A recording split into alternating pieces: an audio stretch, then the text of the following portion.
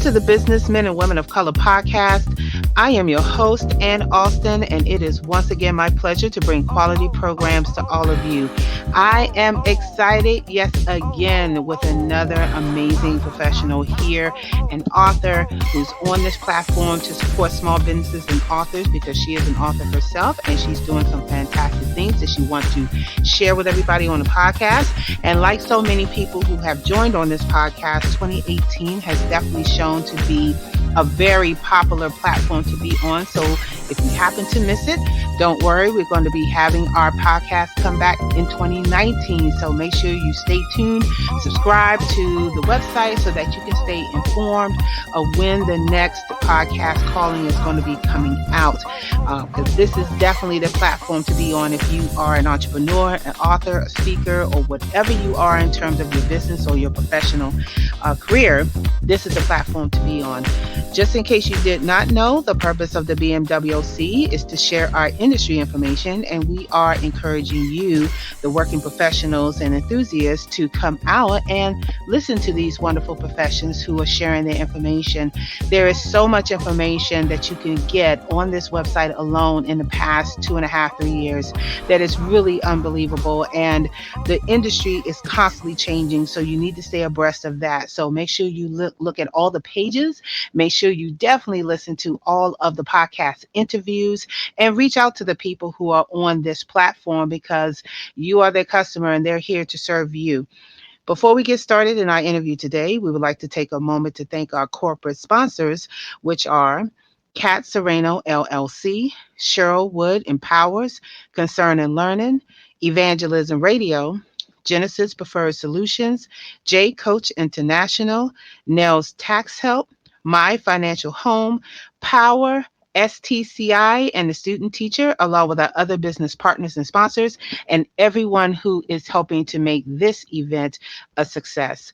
So, as promised, we have on our podcast today Joyce Jennings, who is a person who is striving to make things so much better in her whole entire life. And she's sharing that with the world through her authorship and writership. And I'm just going to read a little bit of her bio from her story as you see there on the page. Joyce Jennings has a bachelor's degree in computer information systems, and she is a former 14-year veteran of the U.S. Navy Reserve who spent a lot of time there in her 14 years serving our country. And her result of her efforts has awarded her with the Iraq Freedom Medal Award. Today, she is an author of her new book, which she's going to announce to us today, which she is publishing this year. And she is also a contributing writer for 3 different magazines. And so I want you to continue reading her story because she has some very interesting things that she wants to share. And Joyce, welcome to the podcast. Hi, am I on there? You're all here. How you doing? Oh no, can't complain. Okay. I go through my DBA name, Miss Charde. All right, Miss Charde. Okay. All right. So, Miss Charde, tell us about who you are, where you're from, and how did you get into the U.S. Navy Reserve? Okay. Well, I'm from Chicago. I was born and raised in Chicago, Illinois. I got into the Navy Reserves because a year and a half after I graduated from college, I already had a job and everything downtown Chicago. And a year and a half later, the company I had bellied up. It filed Chapter 13. So I was one of the ones laid off. So I knew at that time I already had my own apartment and everything. I did not want to move back in with my mom's. So what I did was go and join the Navy Reserves. And I said the Reserves in case that I didn't like it or something, that I wouldn't be inclined to be there on active. But that didn't happen. I ended up loving it. Okay. So, what did you love about the Navy Reserve once you got in? I loved the traveling. We did a lot of traveling, and that was very beautiful. I've been to 9 different countries, lived in 9 different countries. So, I mean, what exactly did you do when you were in the Navy Reserve? And I know you traveled a lot, but were there other things about the Navy Reserve that you just really liked about when that, because you were there for 14 years. And so I want Yeah. people to kind of get the feel of why you loved it so much. The traveling to different countries and seeing different cultures and how they interact and everything, which is quite different from here. And you will, if you ever go overseas to the Middle East countries, you will have a lot of appreciation for America. Okay, all right, well said. Okay, so fast forward to the day, you're back, and then you decided to pursue a career in computer information systems, correct? Yes. Okay, so tell us a little bit about that. Well, I've worked in computer systems for a while since I've been here in Atlanta. It can have its challenging days when you deal with the public, but it's when it's all said and done, it's all good. I love technology myself. Okay, and do you find it challenging to be a female in the information technology space? Yes, very, very. Okay, all That's right. what led to my book opening up on my book, Toxic Behavior in the Workplace. Awesome. Okay. So let's talk about those two things. What are some of you could just name maybe two of them. What are some of the two biggest challenges that you face being a female in information technology? And then we can go into your book and, the concept of your book and maybe give us some nuggets about what you have in your book so people can be interested in it. Right. Mm-hmm. That's what I want. Really, it's about being around toxic people and being in a toxic environment. Anna, this is the thing. The toxic people, they cannot, they're unsatisfied with the lives they have on the outside. And that's why work is more like a release to them. And they're not concerned about others around them and how they affect people negatively. Toxic behavior, it's like it can be, it's a poison to all around, like a cancer because it's spread. It can have effects on your spiritual and mental being as well as physical. Okay, so let me ask you a question. What was some of again, going back to my earlier question, can you just kind of give us two like major challenges that you faced just being an information technology professional that led you to writing the book? Two majors, I would say being black, okay, being of color, and being a female. Mainly being a female more. Yeah, being a female, because I have a career in information technology, and I certainly know how difficult that is being one of, or maybe the only African American or Black female in the office that particularly works in technology.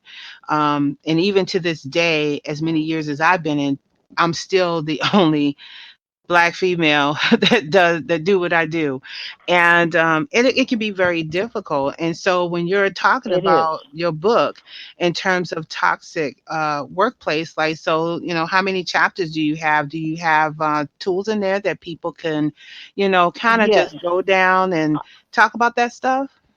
Yes, I got some. I put in there some signs to to look for. Okay, about people's behaviors and how they act and how they react to you. I put in there some red flags, and I also put in there some suggestions on what you can do. Okay, so let's give some examples.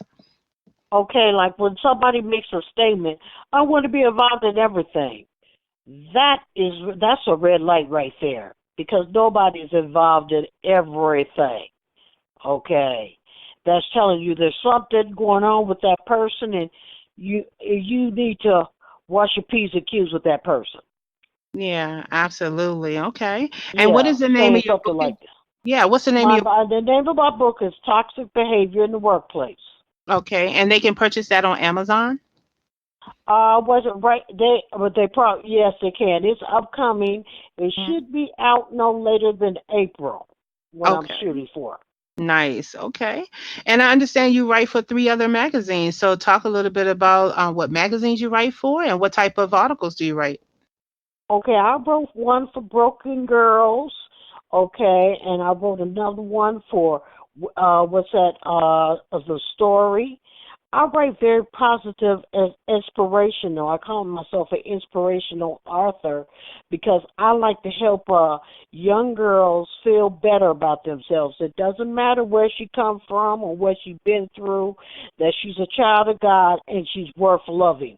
That a man don't let and whether a man validates you or not, or a woman validates you, don't need their validation because you got your validation by God. That's why you here. Okay. All right. Nice. Okay. And so with those magazines, were there, I mean, what is the culture? Because I never really heard of those magazines before. Right, So they're I'm trying to get online magazines. their They're online online. magazine. And I Okay. wrote one for my publisher, DP, DBP. Okay. DBP. Okay, she's out of Louisiana. Okay, I write inspirationals to help people, help girls to feel better and for self love. You Okay. have to love yourself first before anybody can love you. Absolutely. And hey, Miss Sade, you said it. I'm telling you, because people have to understand that you go through all these life challenges, and I think that it's great that you and so many people on this podcast are finding different ways to overcome through books, through journals, through I think in your bio here that you did a 5K run and walk, which is awesome because I can't even Yes, I run do or them walk every. 5K. I can I do them every couple months Oh, every because couple I got months. another one Wow. coming up on March for Babies. Nice, nice. Okay, so how did you get into that? Was it just part of your training from the military? No, well, sort of, kind of, but my sorority, we do, what's that, marches. Like the breast cancer walk in October. Okay, the March for Babies walk. I did one, the Mardi Gras 5K run. That was in February. Okay. All right. And are you involved in any other activities out there that is talking about some of the things that you would like to talk about in terms of um, anything pertaining to the military or your IT career or even your book? I'm in a hiking club and I enjoy it. You know, we go up to various parks and we go and hike up the mountain. It's Wow. fun. I have Mhm. never went up a mountain. I'm gonna tell you that right now. I look at the mountain and I wave at it and I like take a picture of I take a picture That's of it, right. She but does. I have never like hiked up a mountain. I said I was gonna do that when I was younger, and I was like, nah, not gonna do that.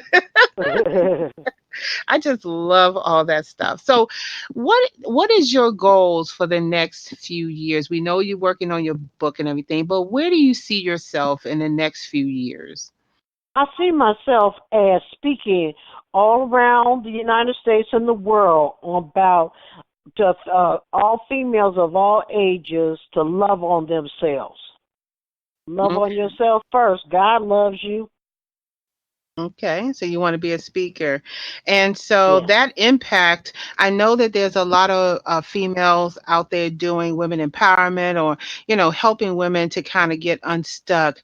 Um, what is your ultimate goal? I know that they need to be unstuck and love themselves, but what is it really in it for you too, personally, that you will want to, go out there and speak? Because what's in it is a self fulfillment for me. I didn't have nobody, really to help love, show me how to self love, and it will just make my heart good to see. I'm showing other people, other females, on how to love themselves. Okay, awesome. I enjoy writing this book. I enjoy talking about it. I'm going to enjoy having interviews about this book coming out. Okay. Well, I can't wait for your book to come out. I'm gonna definitely make sure I stay on top of that. And so, for people who are listening here, we have a wonderful woman here who has served our country. And thank you, Ms. Charde, for serving 14 years in the United States Navy Reserves to fight for our rights and our freedoms. And I want to make sure I say thank you so much for your contribution for that. And there are so many women out there who want to aspire to be like you, to go and serve their country and then come out and have a lucrative career in technology or whatever. And then even come out and write a book. And you even go on even further to say, I'm going to go out there and empower women because this is what I experienced in my lifetime. And I want to applaud you for every step that you're taking, including the fact that you are doing 5K runs to keep yourself healthy. I don't know any female out there and all the folks that I have spoken with that do what you do. And I want to applaud you and encourage you to keep doing that. Oh, thank you. I'm telling you, it's utterly amazing. So, are you involved in any speaking engagements or other activities that people can come out and hear you speak, or maybe want them Well, I to don't come hear you have speak? any. Oh, I do have one event coming up in August. Okay, I'm going to do a self confidence with another author speaker. We're going to be doing it in Atlanta the first Saturday in August, which I believe is August 4th. Okay, we're going to be doing a self confidence workshop. My book launching party will be May 3rd. It's either the 13th or the 20th. I have not decided on the day. Okay, all right. But when you do, okay, when you I do, will let Miss you know. Sade, give me the information so that I can put it on your page. And so, for those who are listening here, make sure that you reach out to Miss Sade and talk to her about her new book that's coming up and how you can bring value and help her on her way to getting her book out there. And she's going to do the same for you. If you want to get to the 5K walk and run, check in with her, especially if you like to volunteer for fundraisers such as that. We always need really good fundraising activities out there for people to raise money for good causes. And also, if you have questions about whether or not you want to join the U.S. Navy Reserves or learn about information technology, she pretty much has 5 different areas of industries that you can definitely tap into. And so, for that, Ms. Charde, I want to thank you for being on the podcast today and spending the time to talk about your history. And again, thank you so much for serving our country. We can't even give you the amount of thanks that is really due to you. So thank you so very much. Okay. All right. Well, thank you for having me. All right.